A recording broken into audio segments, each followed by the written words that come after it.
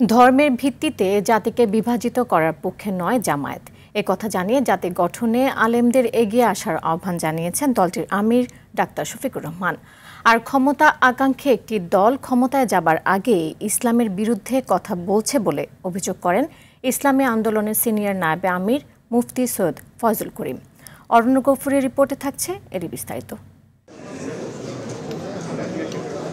রাজধানীর মগবাজারে আল ফালাহ মিলনায়তনে জামায়াতের উলামা বিভাগ আয়োজন করে দায়ী ও ওয়াইজেন সম্মেলন। এতে প্রধান অতিথি হিসেবে যোগ দিয়ে ডাক্তার শফিকুর রহমান বলেন, সাম্প্রদায়িক সম্প্রীতির অনন্য উদাহরণ বাংলাদেশ। মানবিক সমাজ গঠনে আল্লাহভীরু মানুষের নেতৃত্ব দরকার বলে উল্লেখ করেন জামায়াত আমির। দুনিয়ায় সাম্প্রদায়িক সম্প্রীতির যে কয়টি দেশ আছে উল্লেখ করার মতো, বাংলাদেশ এই জায়গাটায় বিশেষ স্থান দখল করে আছে। আমরা এখানে ধর্মের ভিত্তিতে জাতিকে বিভাজিত করার পক্ষে নয়। আমরা একটা ঐক্যবদ্ধ জাতি দেখতে চাই, একটা মানবিক সমাজ, একটা দায়িত্বশীল সমাজ হিসেবে এবং একটা সুন্দর সমাজ হিসেবে আমরা সমাজকে পাইনি। কাজে জাতি তো সংকটে আছে। এই সংকটে কোরআন এবং সুন্নাহর আলোকে উলামায়ে কেরাম যদি জাতিকে পথ দেখান, আশা করা যায় যে জাতি পথ পাবে এবং উপকৃত হবে।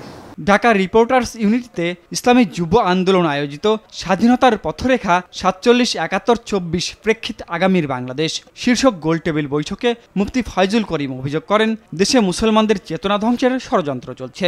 আজকে যারা ক্ষমতা যেতে চায়, ক্ষমতা না যাওয়ার আগেই তাদের অবস্থা আপনারা দেখেছেন।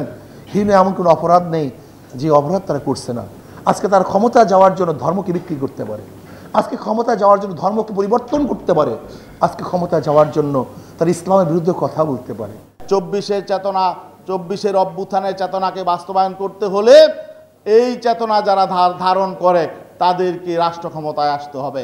এদিকে যুগপথ আন্দোলনের অংশ হিসেবে জুলাই সনদের আইনি ভিত্তিসহ ৬ দফা দাবিতে ৫ থেকে ৯ তারিখে গণসংযোগ, ১০ তারিখে গণমিছিল ও ১২ তারিখে স্মারকলিপি প্রদান কর্মসূচি ঘোষণা করেছে খেলাফত মজলিস। কিন্তু যারা নির্বাচিত হওয়ার ক্ষমতা আসবেন তারা এসব বিষয় যথাযথভাবে বাস্তবায়ন করবে কিনা সে বিষয়ে অভিজ্ঞতার আলোকে জনমনের সন্দেহ সৃষ্টি হয়েছে।